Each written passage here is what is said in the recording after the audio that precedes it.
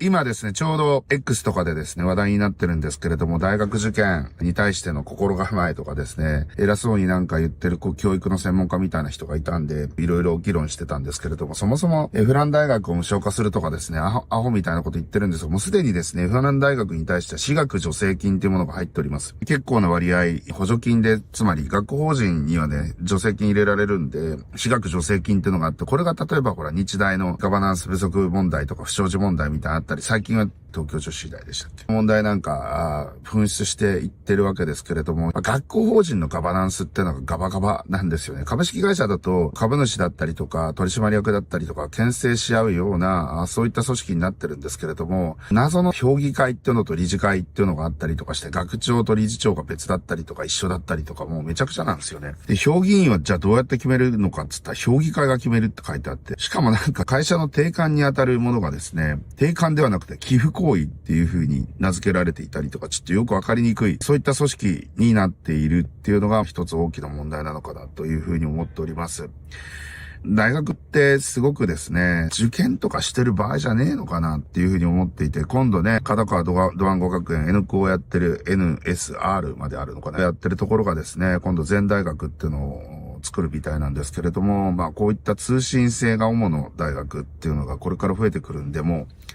なんていうのかな、大学受験不要説。なんで大学受験があるのかって、単純に教員のキャパシティと校舎のキャパシティっていう話だったと思うんですよね。なので、オンラインにすれば当然キャパはですね、いくらでも無限に広げられるわけですし、あと、教員もですね、少ない人たちが、指導するってことが可能になってくるわけですよね。あと効率的なので、一人の教員が受け持てる学生の数も増えていくということで、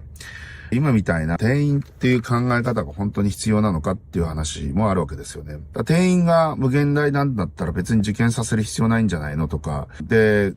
やっぱ大学ってのは当然高等教育機関なので、バカが行く場所じゃないんですよね。で、バカがなんか大学に行かないと就職が不利になるとかわけわかんない就職予備校のためにみんな行ってるわけだけど、ここ、私学もですね、公立もですね、助成金入ってるんですよね。国の税金が使われてる。なんで使われてるかっていうと、優秀な学生を育成するために使われてるんであって、優秀じゃない学生が箔付けのために行くものに対してなんで補助金つけなきゃいけないんだ、バカなんじゃねえのかと。さらにそれを無償化するなんてさらにバカなんじゃねえかって話であってですね、これから多分淘汰されて優秀な大学が通信制で、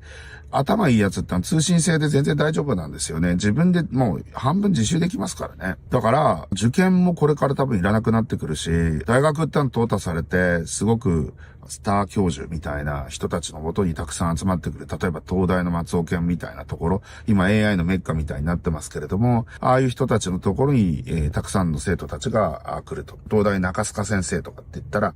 宇宙でね、日本で衛星やろうと思ったら大体中須賀研に行きますし、そういった形でスター先生のところにたくさんの人たちが集まってくるみたいな体制になってくるのかな。そういうふうに考えてると、今の受験戦争みたいなものは本当中学受験のところからずっともうナンセンスなんじゃないかって僕は思ってるってことでしたね。で、あと X での議論で面白かったのは留学生に対して補助金を入れるのはいかがなものかみたいなことを言われたんだけど、いや、それに文句言ってるやつ多分頭悪いと思うんですけど、お前みたいな日本人で、ろくに稼いでもなくて、納税してんの消費税だけみたいなやつに、年金支給したりとかですね、公共サービスを受けさせたりする方が無駄だわ。日本にわざわざ来てくれた留学生って、日本に対してすごくリスペクトをしてるんですよね。だから、たとえ国に帰ったとしても日本との、つながりはすごく大きくなると思いますし、何割かはですね、日本に残る、あるいは帰化をする、そして優秀であるっていう、そういう人たちが集まるプラットフォームなのかなと思いましたということで、今日はこの辺で終わりたいと思います。いってらっしゃい。